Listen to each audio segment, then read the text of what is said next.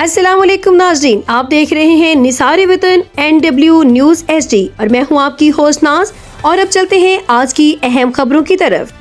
خبر شامل کرتے ہیں۔ محمد مبین خان کی رپورٹ کے مطابق سندھ رینجرز کی خفیہ معلومات پر کامیاب کارروائی، آمری ڈکیت گروہ کے 4 کرندے گرفتار۔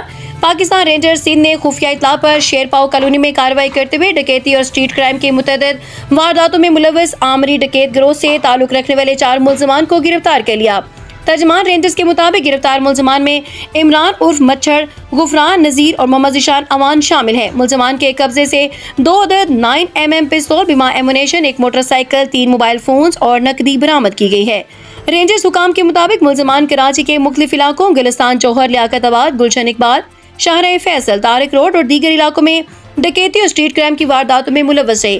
مرکزی ملزم عمران عرف مچھر اور اسلحے کے زور پر کروڑوں روپے جیولری اور سینکڑوں موبائل فون چھیننے کا الزام ہے، جبکہ ملزم غفران پر لانڈھی میں قتل کی واردات میں ملوث ہونے کا بھی الزام ہے۔